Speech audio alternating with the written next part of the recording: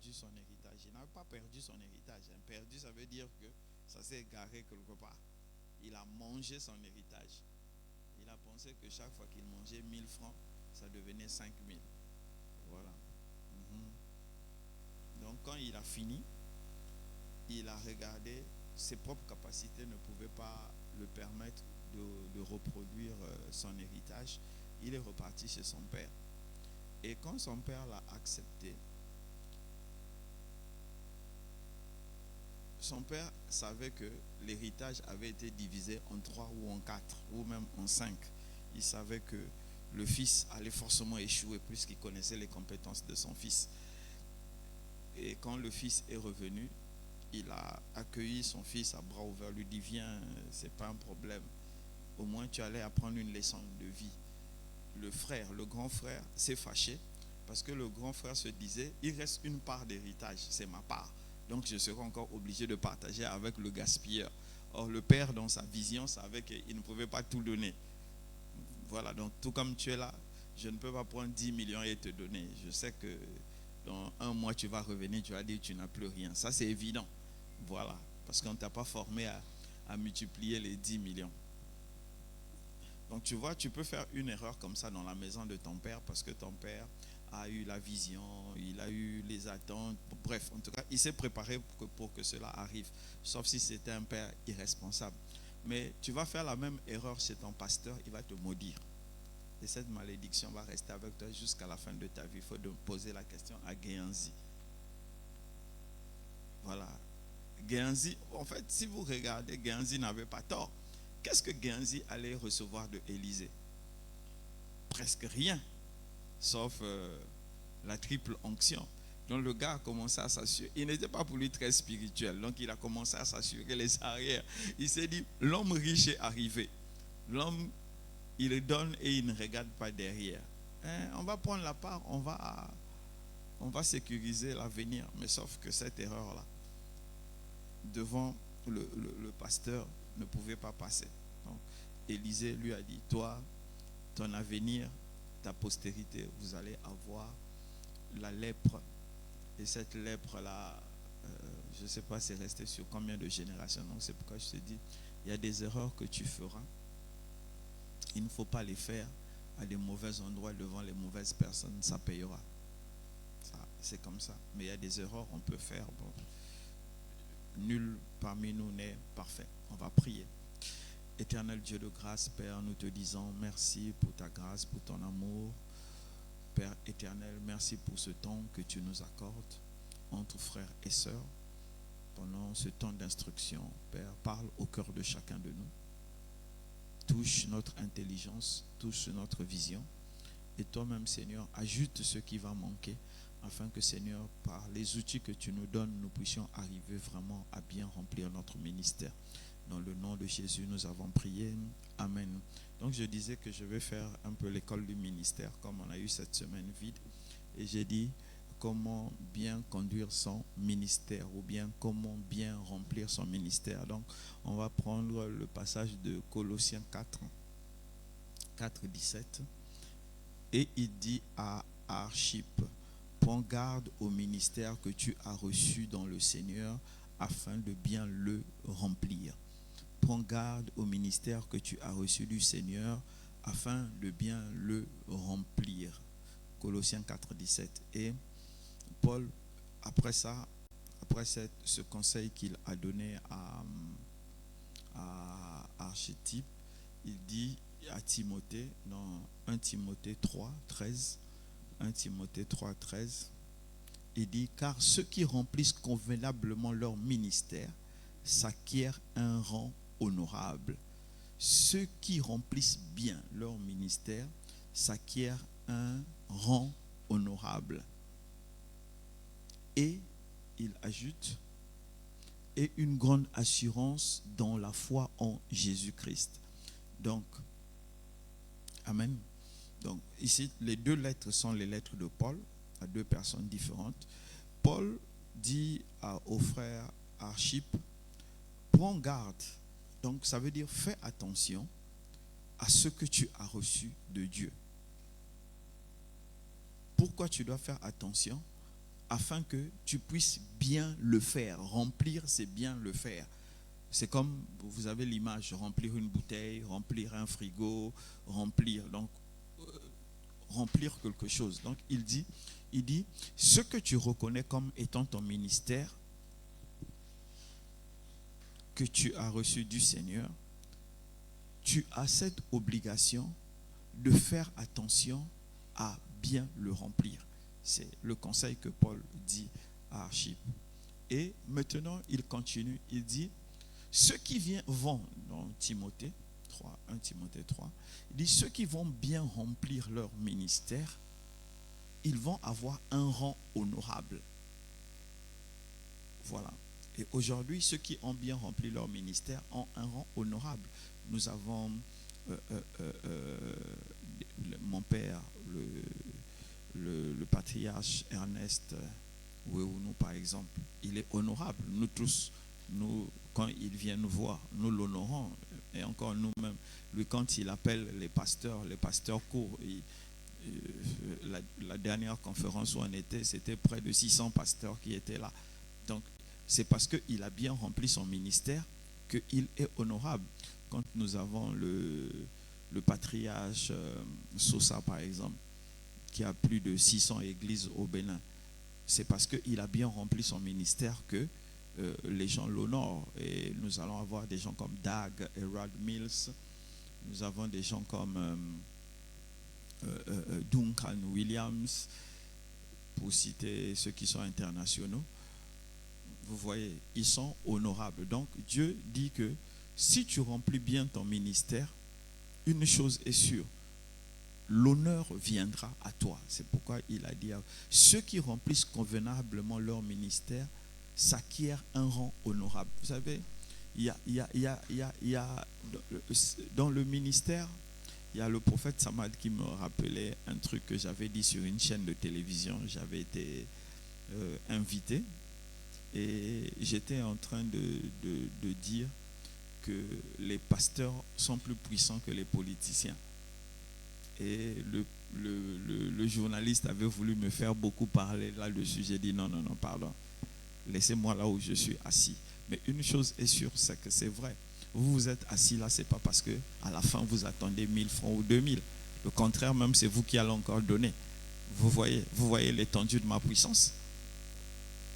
Or, si un politicien vous appelle, vous attendez à ce qu'il débourse, sinon la salle va être vide. Donc vous voyez déjà l'échantillon de la puissance que Dieu donne à celui qui remplit bien son ministère. Vous voyez, ça c'est juste l'échantillon. Donc imaginez où quand des gens comme le pasteur Dag, qui ont des milliers et des milliers de personnes, ils sont capables de dire, à partir de demain, on décrète une grève générale dans la ville. Tous les chrétiens de mon église restaient à la maison. Il est sûr de paralyser le pays.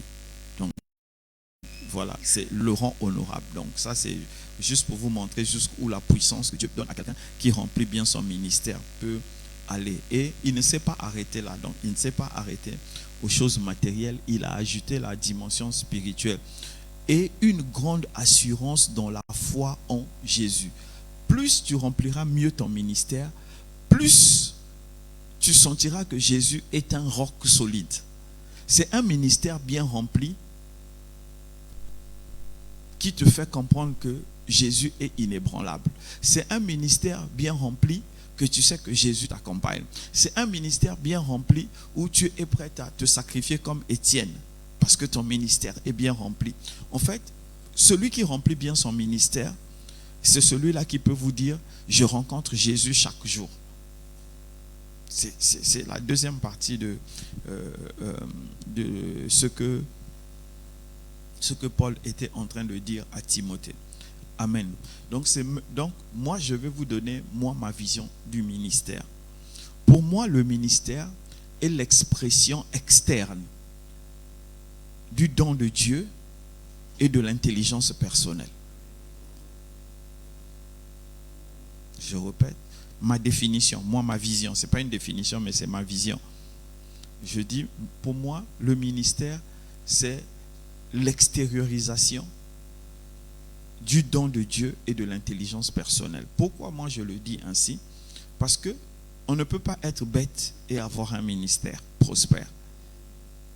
Et on ne peut pas être puissant spirituellement sans une intelligence humaine. Et on peut être intelligent humainement sans avoir un bon ministère. Donc il faut équilibrer les deux pour avoir un ministère bien rempli. Maintenant, le ministère bien rempli, le diable a fait croire aux gens que ministère bien rempli, ça voulait dire être populaire. Non, ministère bien rempli ne veut pas dire être populaire.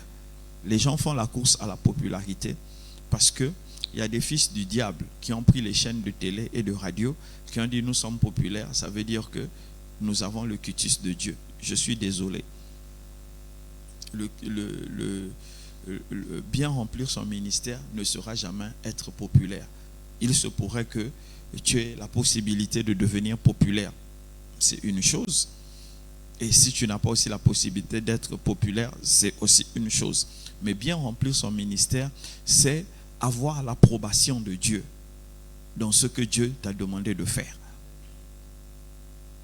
Et j'aime bien, quand je veux parler du ministère, je parle souvent de deux personnes, du roi Saul et du roi David. Le roi Saul était bien le roi, mais pourtant Dieu l'a rejeté. Donc parce qu'il n'a pas bien rempli son ministère. Le roi, tout le monde le connaissait, tout Israël le connaissait, mais pourtant il a été rejeté. Donc si la popularité faisait le ministère, Saul allait être quelqu'un qu'on allait citer ayant eu un bon ministère. Donc David, qui a bien rempli son ministère, donc qui est resté loyal à Dieu, Dieu a dit, voici l'homme selon mon cœur. Donc ne confondez pas, bien remplir le ministère n'a rien à voir avec la popularité. Cette affaire de popularité-là, c'est comme je dis et je répète toujours, c'est des fils du diable qui ont pris la Bible, au point où même l'absurdité a emmené les gens dans les églises à mettre la Bible sur une chaise spéciale ou sur un socle spécial, comme si le papier là était important, alors que le papier n'est pas important. Oui, mais regardez vos Bibles à la fin, Made in Korea. Celui qui fait ça ne sait même pas que pour nous c'est important. Ils sont fous. Écoutez, si un jour vous êtes quelque part, vous avez froid, il ne reste que la Bible et le briquet, brûlez la Bible, la chauffez-vous. Il ne va rien se passer. Oui, il ne va rien se passer parce que ce n'est pas le papier. Celui qui fabrique ça même, l'imprimeur là ne connaît même pas ce qui est écrit dedans. Lui, il ne fait que reproduire. Donc, ce n'est pas le papier, c'est la relation avec Dieu. Le ministère, c'est ta relation avec Dieu. Donc, pour que tu puisses bien remplir ton ministère, tu dois entendre Dieu. Donc, le premier point d'abord que je vais soulever, c'est la personnalité. La personnalité. Pour bien remplir son ministère, il faut d'abord travailler sur sa personnalité. C'est pourquoi je vous ai dit que c'est à la fois l'extériorisation du don de Dieu et de l'intelligence personnelle. Donc, je vais commencer par la personnalité.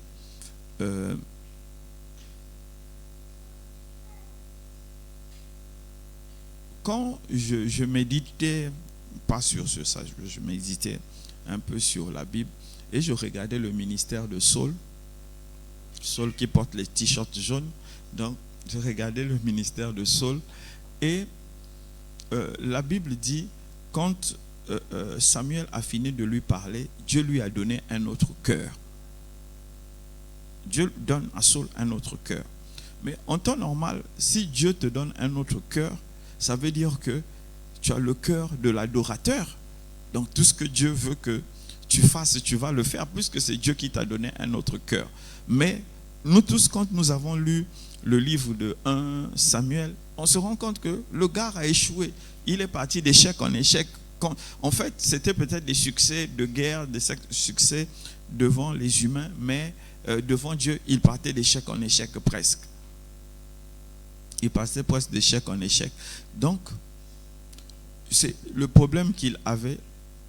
Le problème qu'il avait, c'est le problème de la personnalité. Dieu peut te donner le cœur de l'adorateur, mais si ta personnalité est à l'opposé de l'adorateur, ta personnalité va étouffer le cœur que Dieu te donne. Donc, pour bien remplir son ministère, pour bien remplir un ministère, pour bien conduire son ministère, il faut d'abord regarder sa personnalité. Qu'est-ce qu'il y a dans ta personnalité que tu peux utiliser comme capacité pour te permettre de faire ressortir ce que Dieu a mis en toi? C'est ça. Vous savez, le problème d'instabilité de la personnalité, surtout pour nous les hommes modernes, on va dire post-modernes, on souffre beaucoup de ça. C'est à divers niveaux. C'est à divers niveaux. Nous souffrons de ça parce qu'il y a beaucoup parmi nous qui sont des enfants de divorcés, qui ses parents n'ont pas divorcé ici là. Je suis sûr que ce sera demain seulement. Ah, quand même. 3. Pourquoi tu ne lèves pas la main? Ah, ça c'est des bons échantillons. Alors vous n'êtes pas représentatif. Voilà, sinon, il y a oui, c'est le mal de notre époque. Il y a les divorces, il y a la mort. Il y a des orphelins, des orphelines au milieu de nous qui ont dû grandir chez une tante, chez un oncle, chez un cousin. Il y a des abandonnés. En fait, nous avons les maux de notre époque. Et ça touche aussi les familles. Et ces mots-là, en touchant les familles, nous disposent à développer une personnalité pas droite. Vous comprenez, non? Quand je dis pas droite, voilà. Il y a des doubles personnalités, des triples personnalités, des quadruples personnalités ou des personnalités opportunes qui changent comme le caméléon. C'est vert, ça devient bleu, voilà. Et tout ça là, quand Dieu te choisit pour le ministère, si tu n'as pas travaillé à ça, c'est ça que tu vas emmener dans ton ministère. Et quand tu emmènes ça dans ton ministère, sois sûr que ça va tuer ton ministère. C'est pourquoi, moi, je crois rarement aux gars qui disent il est né de nouveau hier, il a un ministère, 1 an après, 2 ans après. Je sais que c'est des aventuriers, parce que ce n'est pas possible.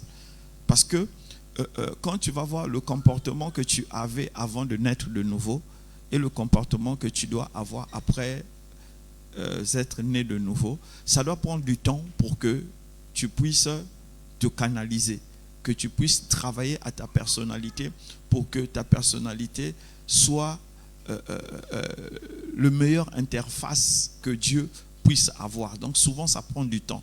Donc moi je suis souvent étonné des gens qui 2 ans après ils deviennent pasteurs. Je me dis waouh.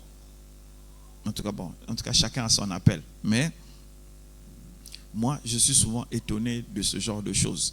Donc ta personnalité, chacun doit veiller sur sa personnalité. Et dans ta personnalité, tu dois veiller à développer ta discipline de travail. Donc c'est mon deuxième point. Tu dois veiller à développer ta discipline de travail. Comme je disais, nous avons un problème de personnalité. Et ce problème de personnalité fait que, à la base, nous ne sommes pas disciplinés pour atteindre des objectifs. C'est pourquoi aujourd'hui, beaucoup de coachs se font de l'argent. Et malheureusement, beaucoup qui suivent les coachs là, ça ne sert à rien. C'est pour juste dire, j'étais à un coaching, comme c'est devenu à la mode. J'ai participé au coaching d'un tel, comme pour qu'on dise que je me valorise, alors que, en fait, rien ne reste. Donc, je disais que tu dois développer une discipline de travail. Le ministère, c'est un travail. Je répète, le ministère est un travail. L'affaire des années 1830 où on faisait croire aux gens que Il te suffit de... nos prophètes, là, je vois. Non, c'est faux. Tous ceux qui ont fait ça, ils ont échoué. Parce que avoir un ministère, c'est avoir un travail. Et faire prospérer son travail demande de la discipline. Et si tu n'as pas une discipline de travail, tu ne peux pas faire prospérer ton ministère.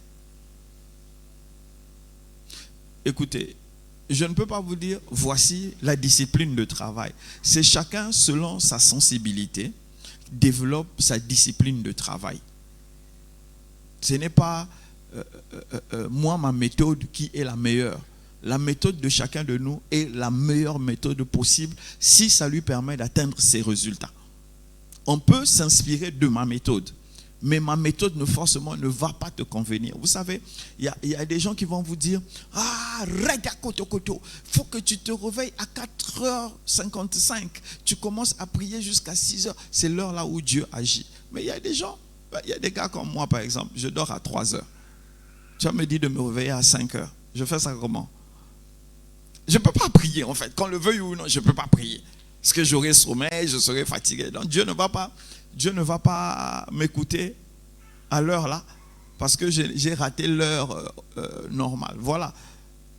Or, il y a des gens ici, si je leur dis, dans ta discipline de travail, je vais définir le travail. Donc dans la prière par exemple, tu dois te réveiller à 5h. Il y a des gens, ça ne leur dit rien.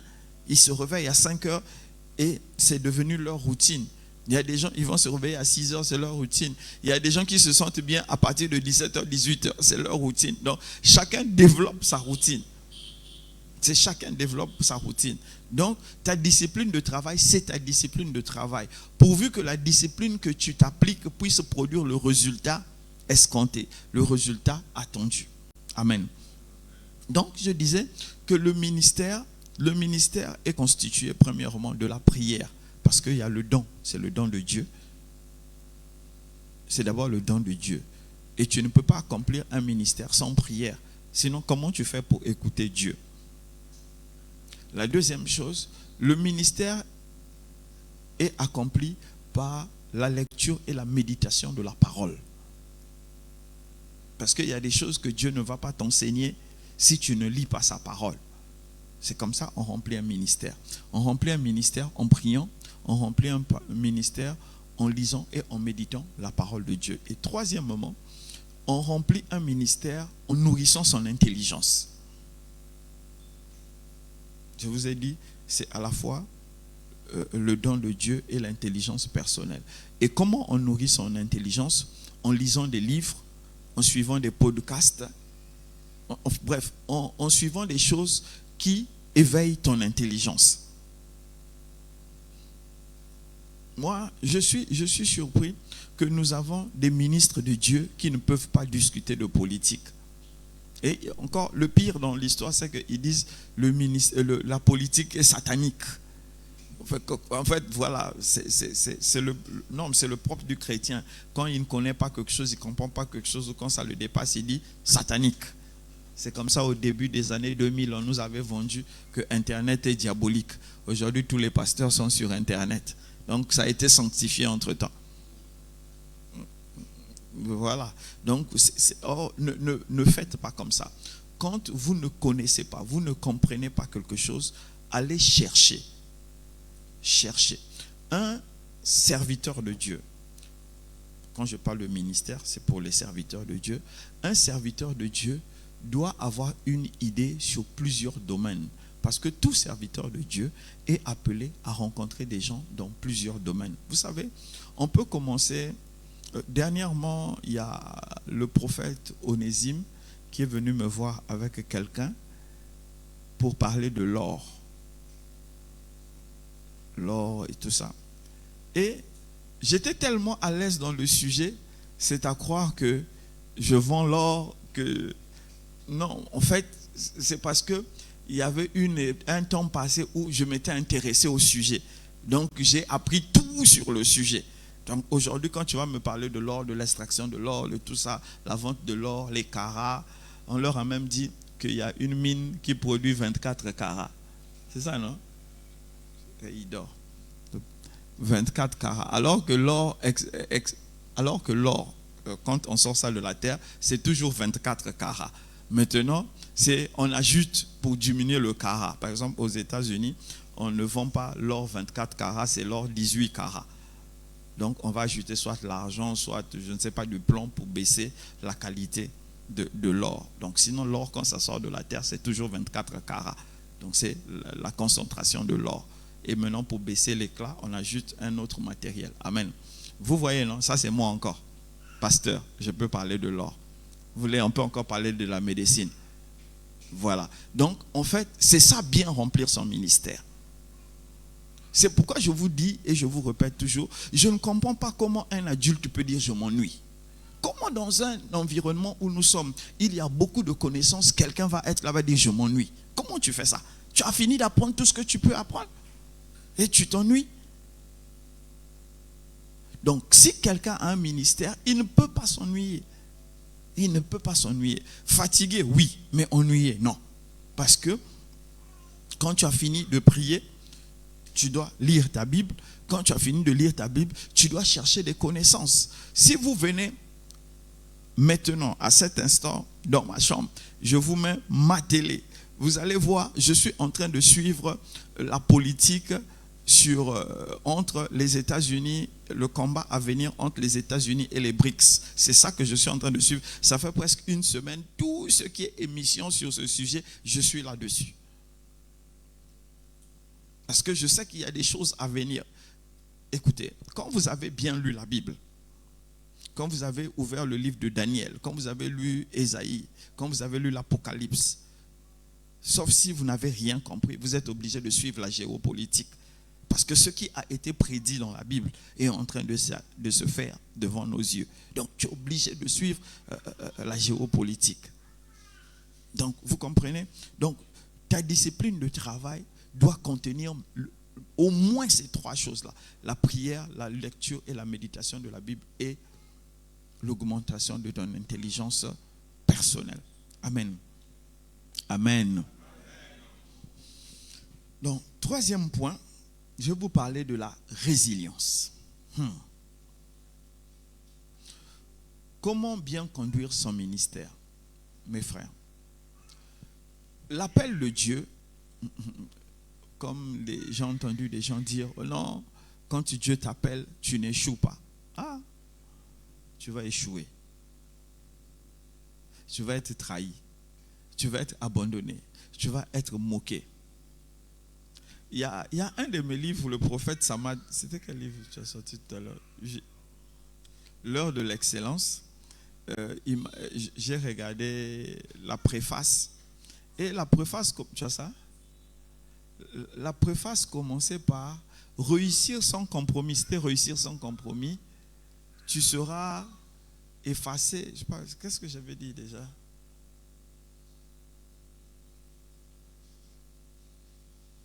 Oui, c'est réussir sans compromis.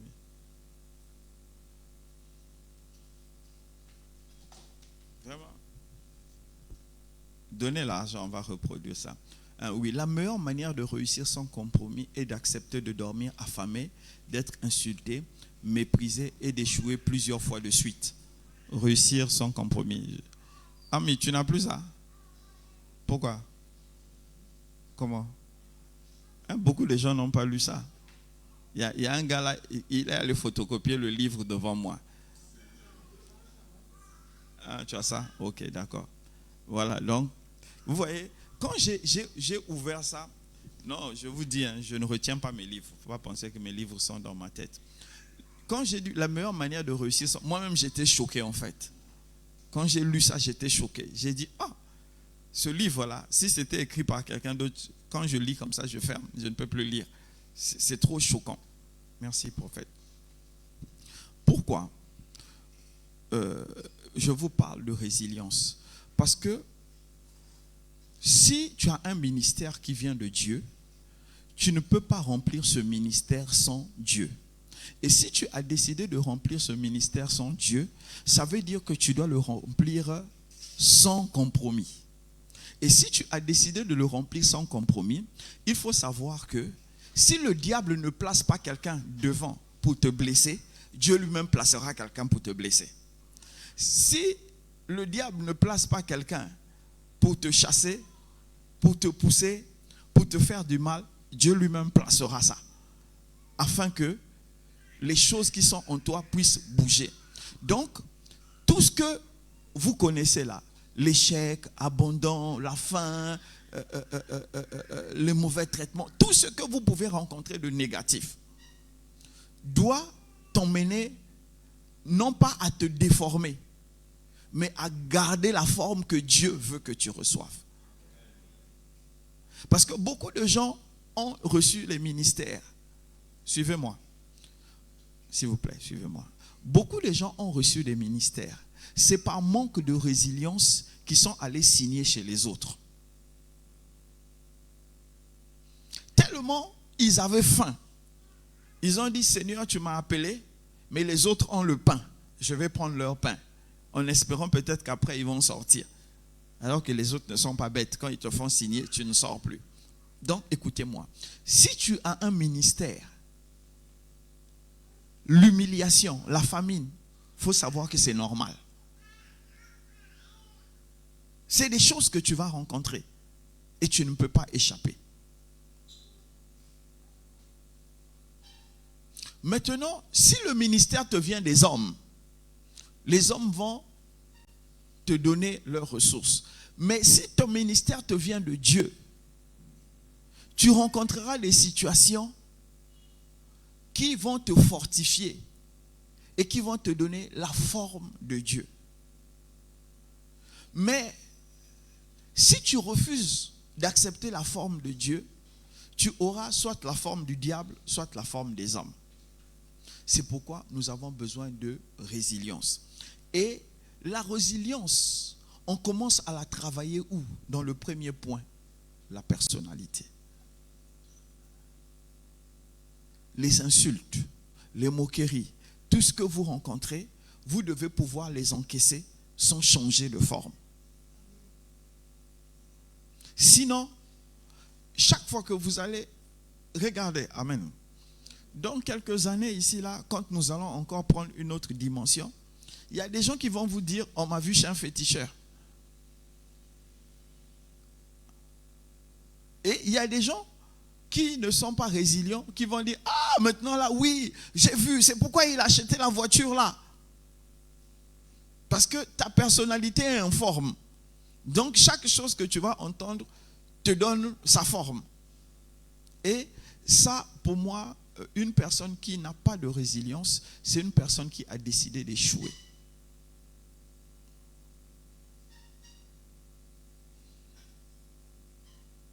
Écoutez,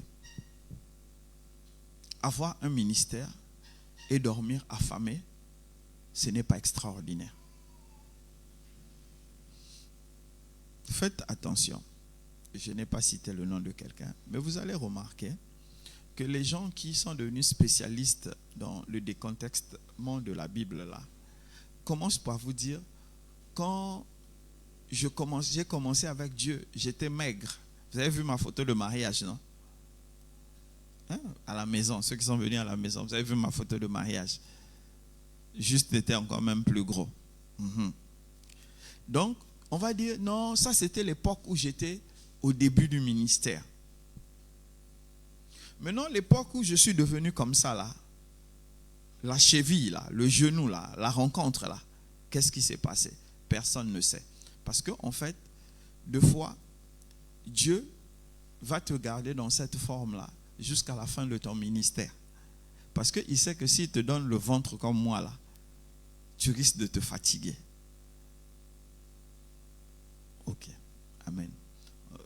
Je sais que votre évangile du Nouveau Testament dit que Jésus est mort à la croix pour nous donner la richesse. Ok, où est-ce qu'on a listé la richesse de Paul?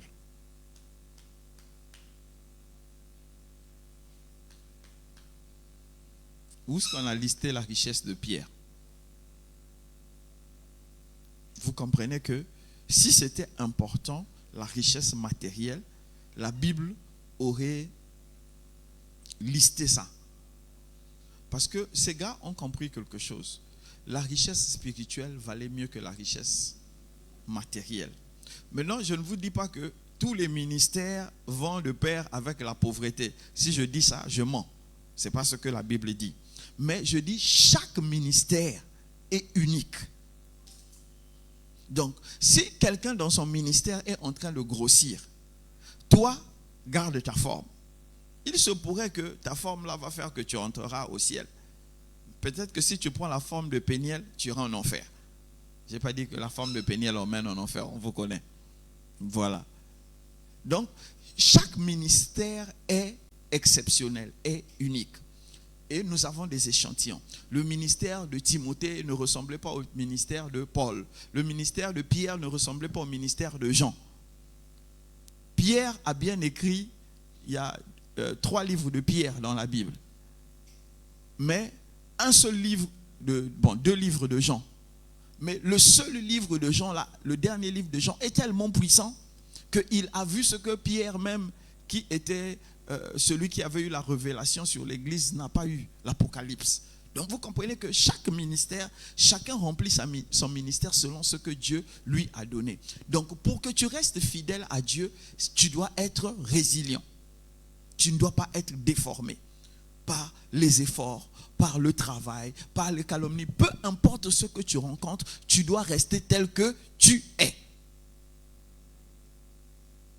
Amen. Amen.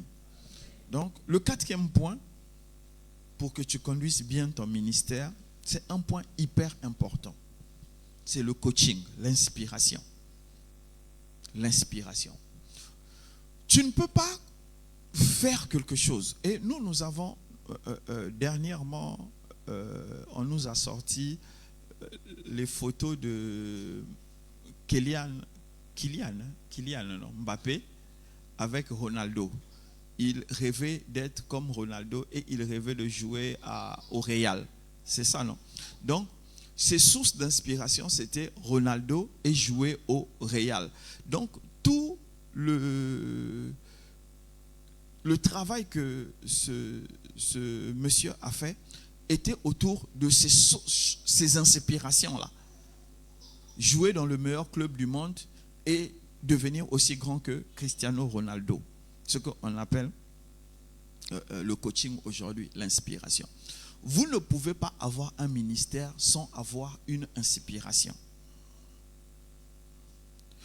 Ce que tu veux faire là, ou ce que tu es en train de faire là, il y a au moins 1000 personnes ou 10 000 personnes. Si on dit depuis que Jésus est venu sur terre là, il y a peut-être 1 million de personnes qui ont déjà fait ça. Donc si tu fouilles là, tu trouveras.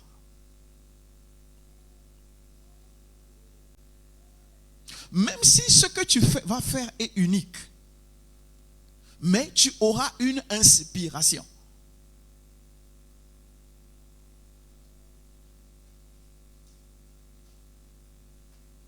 Cherchez des modèles qui vont vous inspirer. Pas que vous allez faire point virgule, plagiat. Non, c'est pas ça. Copier point virgule. Non, vous allez vous inspirer. Par exemple, moi je ne vous cache pas, moi j'ai des modèles d'inspiration, des gens comme Bunke, T.L. Osborne, comme mes pères africains, le pasteur Ernest Wewunu. Je ne vous cache pas, c'est des gens qui m'inspirent. Oui, vous me regardez, vous dites qu'on doit s'inspirer que des gens inaccessibles. C'est faux, c'est une bêtise même à la limite. S'inspirer des gens qui sont inaccessibles, on ne sait pas quel était le niveau de compromis. Parce que qu'on le veuille oui ou non, à un niveau donné, d'une manière ou d'une autre, même si ce n'est pas un niveau, on est deux fois fatigué, mais c'est des choses qu'on ne vous dira pas. Vous me regardez, Moïse sur la montagne, à un moment il était fatigué, Our et Aaron sont venus à son secours. Si on nous avait effacé cette partie, ce qu'on efface dans la vie de beaucoup de gens aujourd'hui, on montre que juste à la fin, ses mains sont restées en haut et en bas, il y a eu la vallée, ils ont gagné. Mais qui l'avait soutenu sur la montagne, souvent on efface les gens là. Donc toi aussi tu vas penser qu'il a eu toute la victoire seul. Non, écoutez, rares sont des grandes victoires qu'on réussit à avoir seul. Je vous dis ça. On a des partenaires de destinée, on a des partenaires de victoire. Tout comme on a des partenaires pour aller boire et faire autre chose. Donc on a des partenaires aussi pour accomplir des grandes choses. Donc je disais, vous devez trouver des modèles d'inspiration. Vous pouvez en avoir 50. Moi, j'en ai beaucoup. J'ai des modèles d'inspiration. Souvent, vous me voyez, je suis très créatif, mais c'est parce que j'aime aller à la découverte. J'aime aller à la découverte des nouvelles choses. Vous avez vu, non, le truc que j'ai fait avec la sœur Nadège, où on fait comme si on est surpris alors qu'on avait travaillé. Justement. Mais attendez, mais c'est ce que vous voyez les gars là faire sur TikTok et tout ça, non? Le gars est là, il y a une fille qui marche, il tient la main de la fille, il repart, la fille suit. Vous croyez que c'est... Non, ils ont travaillé et ils vous refont ça. Mais vous, quand vous voyez, vous êtes étonné. Mais comment moi j'ai compris ça? Parce que je fais des recherches. Donc je suis toujours en train de chercher des inspirations. Tu veux faire quelque chose, cherche des modèles d'inspiration. Ne pense pas que tu vas créer la roue. Tu es trop jeune pour créer la roue.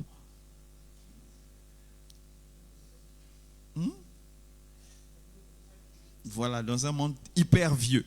Donc tu ne peux plus créer la roue. Le propriétaire même n'avait pas déposé brevet pour la roue. Donc tu ne peux plus recréer ça. Donc cherchez des modèles d'inspiration qui vont vous aider à sortir le meilleur de ce qu'il y a dans vous. Vous savez, l'avantage d'avoir un modèle d'inspiration, c'est quoi? C'est que tu as cette niaque, cette force, cette volonté de vouloir le dépasser. Et quand tu le dépasses, toi-même tu deviens un modèle d'inspiration. Donc n'ayez pas des ministères, écoutez-moi, je répète. Le problème, ce n'est pas la popularité, mais le problème, c'est bien remplir son ministère. Vous me comprenez? Donc, pour bien remplir son ministère, même si ton ministère n'impactera que toi, ça doit être bien rempli. Malheureusement pour nous, le ministère de personnes, ça c'est qui fait du bruit comme ça?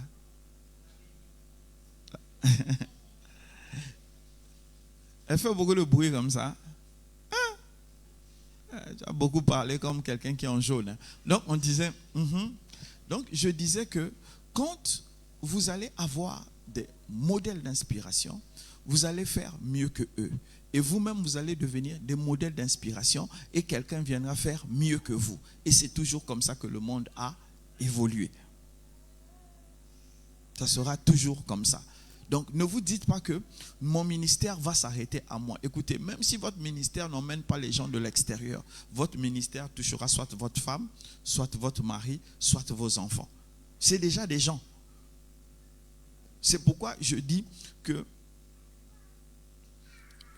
je vais passer directement à mon 5e point, comprendre les implications de son ministère. Donc, tu dois comprendre les implications de ton ministère. Ton ministère doit, en fait, on va dire, que tu le veuilles oui ou non, ton ministère va toucher les gens. Ton ministère va toucher les gens. Moi, j'étais content pour la chorale du Sébec avec la CEO, c'est ça, de la chorale, qui hier, ils sont allés prester dans un village loin là-bas. Les vidéos sont là, même si le son est bizarre. Le caméraman n'avait pas pris le soin de faire bien le son. Voilà, par exemple, quand on voit ça, non, quand on voit ce que la chorale a fait, j'ai vu les gens danser, j'ai vu même les gens crier pendant l'adoration. Quand on voit ça, on voit le ministère de Niké qui est en train d'être bien rempli. Non, les gars, souffrez. Ce n'est pas le ministère de la chorale, c'est le ministère de Niké. C'est Niké qui est la tête, Madame Gwenou. Parce que quand on ne va pas citer son nom, là, ils se sent bizarres. Donc c'est Madame Gwenou.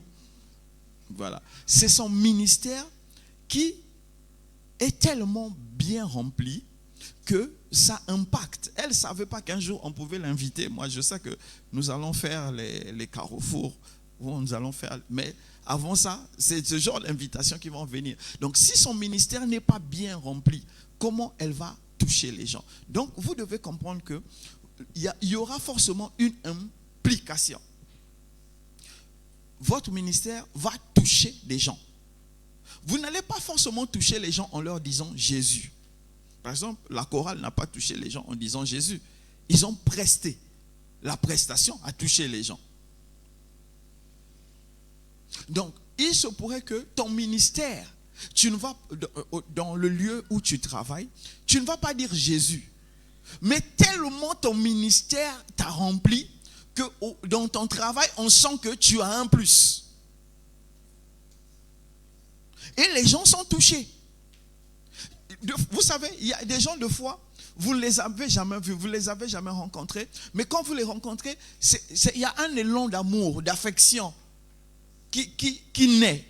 Tu as envie de rester avec lui, tu as envie d'échanger avec lui.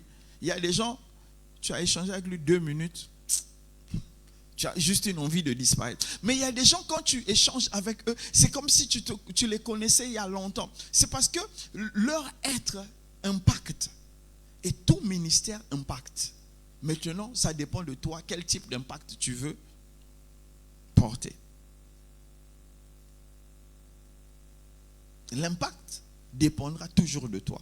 Quel est l'impact que ton ministère va donner?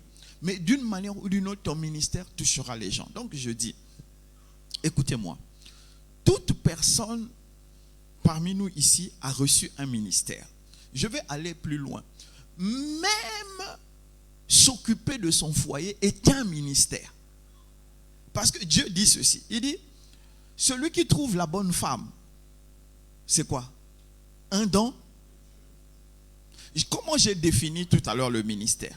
C'est à la fois le don de Dieu et l'intelligence personnelle extériorisée. Donc, même bien traiter sa maison, bien gérer sa maison est un don. Si ta maison est toujours propre et accueillante, les gens vont faire quoi? Ils viendront. Pourquoi? Parce qu'ils se sentiront en paix là.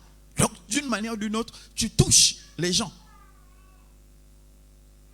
Donc, avis aux femmes qui tirent la bouche jusqu'ici là. Donc, je passais. je passais. Donc, je disais que vous devez comprendre que chaque ministère aura une implication externe. Chaque ministère touchera un homme, touchera une femme. Maintenant, c'est à vous de décider comment vous voulez toucher les gens.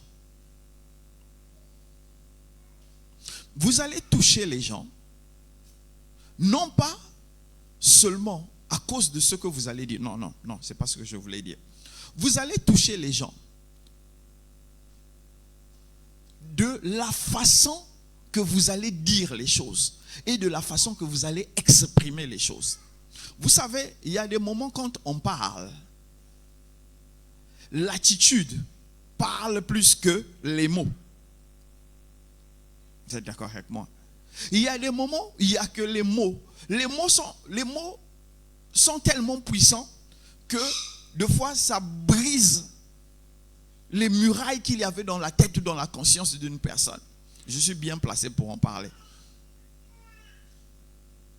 J'échange avec au moins une personne par jour.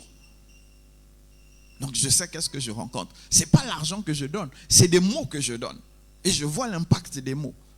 Donc votre ministère, dans votre attitude et dans vos mots, impactera des gens. Si votre ministère n'est pas bien rempli, donc si votre personnalité est en morceaux, si votre personnalité est satanique, si votre personnalité est impersonnelle, sachez que votre ministère ne pourra jamais avoir un impact bénéfique.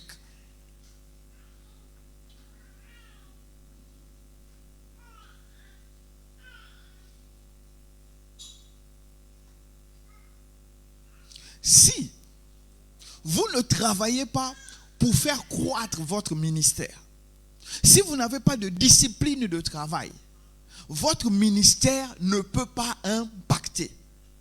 Et sachez que tout ministère fait avec négligence est un péché. Donc si tu reconnais que tu as reçu quelque chose de Dieu et tu le fais avec négligence, sache que tu es en train de pécher.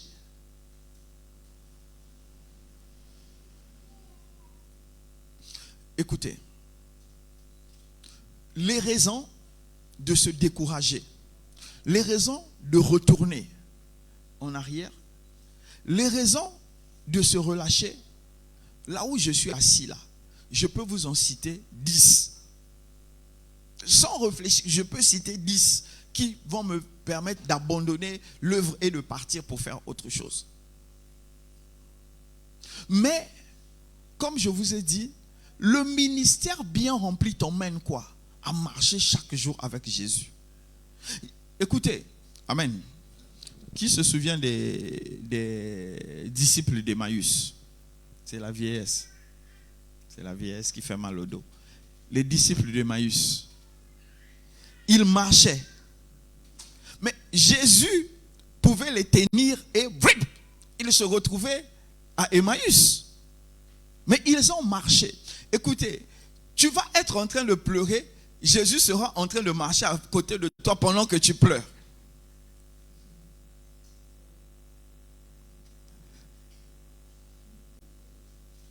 Tu vas avoir faim. Jésus sera en train de marcher à côté de toi pendant que tu as faim. Pourquoi? Parce que ce que tu rencontres là, il y a, en fait, c'est, comme on dit, c'est les impuretés. Quand on va prendre l'or dont j'ai parlé tout à l'heure, on est obligé de chauffer l'or pour que l'or brille réellement.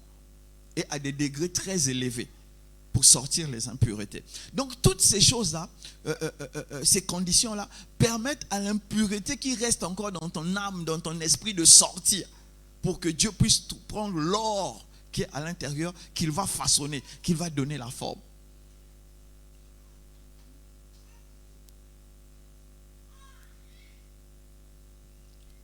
Il faut savoir comment choisir ces modèles d'inspiration. C'est une vidéo que j'ai suivie là, je crois que c'est tout à l'heure. Il y a un pasteur, je crois que c'est à vase d'honneur, je ne sais pas si c'est un pasteur ou pas, bref, qui disait que lui, il a gagné sa femme dans la prière. Lui, il a prié parce qu'il y avait les concurrents solides. Il a prié. Il était le moins qualifié, mais Dieu lui a donné la femme parce qu'il a prié. Pourquoi? La prière, je dis ça pourquoi? Parce que la prière répond à tout. Si vous ne trouvez pas des modèles d'inspiration, priez. Seigneur, donne-moi des modèles d'inspiration. Je dis, nous avons été mal enseignés. C'est pourquoi on a ce genre de temps pour corriger. On ne prie pas seulement pour avoir l'argent. On ne prie pas seulement pour avoir le travail. Mais on prie pour tout ce qui nous tient à cœur. Seigneur, ma personnalité est en morceaux. Je vais jeûner, je vais prier. Seigneur, corrige. Si tu ne peux pas corriger, envoie quelqu'un pour m'aider à corriger. Ou envoie-moi quelque part pour que cela puisse être corrigé. Donc, nous devons prier pour avoir des modèles d'inspiration. Si nous-mêmes, on ne les trouve pas, on prie pour que Dieu nous donne des bons modèles d'inspiration qui vont nous emmener à atteindre la stature parfaite du Christ ou bien à bien remplir notre ministère. Et je finis, je vous parlais de l'implication de votre ministère, les effets que votre ministère va avoir sur les autres. Vous savez,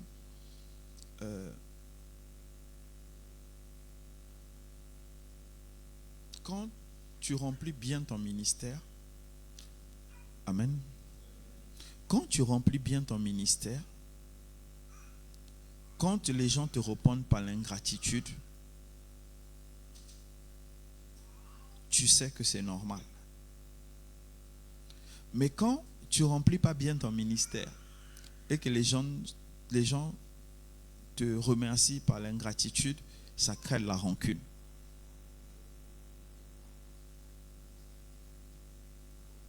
Est-ce que j'ai quelqu'un? Oui, ça crée de la rancune. Parce que un ministère bien rempli, Jésus est au centre. Un ministère mal rempli, c'est toi qui es au centre. Donc, moi, je vais finir par là. De qui tu as reçu ton ministère? C'est de cette personne que tu as reçu ton ministère qui doit être au centre du ministère. Amen.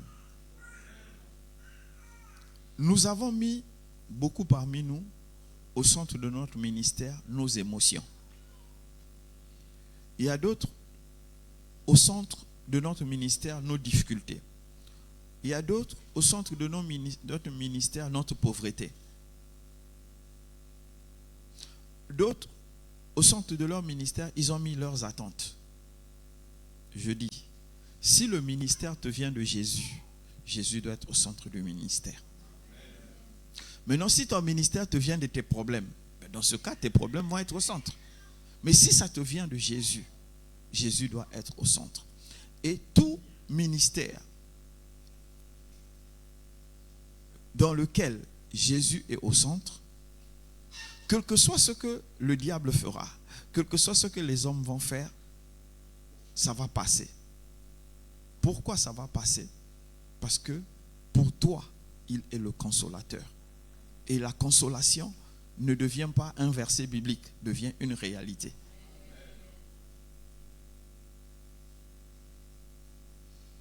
Dans ce pays, les gens ont dit, quand je vais le quitter, son ministère va disparaître. Je suis encore là. Parce qu'ils n'étaient pas Jésus au centre de mon ministère. Vous comprenez? Donc, peu importe ce que vous allez rencontrer, si c'est Jésus qui est au centre de votre ministère, ce que les hommes vont faire, ça ne sert, c'est rien. Si Jésus est là, j'ai la majorité. Donc, là où vous avez enlevé Jésus au centre de votre ministère, parce que oui, on se connaît, il y a des gens qui prennent 2 heures en train de prier pour leur malheur. Ah Seigneur, tu ne vois pas, je ne peux pas payer le loyer. Hey! Seigneur, je me sens délaissé. Oh Jésus, Jésus, je suis délaissé. Père, merci pour cette puissante prière. Amen. Ah, c'était puissant au nom de qui? Pour qui? Voilà. C'est ça. C'est pourquoi nos ministères ne sont pas en train de prospérer. Seigneur Jésus, me voici encore. Parle-moi. Je fais silence. Parle-moi. Instruis-moi. Conduis-moi. Éclaire-moi. J'ai envie de voir tes merveilles. J'ai envie de voir ta gloire. Père, les choses à venir. J'ai envie d'entendre les choses à venir. Quels sont les combats que le monde va rencontrer? Quels sont les combats que mes enfants vont rencontrer? Vous voyez, vous invitez Jésus à venir dans ce qui est à vous. Il peut que venir. Mais tu prends, tu mets les problèmes. Hier, je n'ai pas mangé. Je lis le manque de nourriture au nom de Jésus. Je lis le chômage au nom de Jésus. Fatigué. Jésus est fatigué d'entendre ce genre de prière. Seigneur, tu m'as appelé pourquoi? Qu'est-ce que tu veux accomplir au travers de moi? Inspire-moi ta pensée. C'est des prières comme ça vous devez apprendre à faire.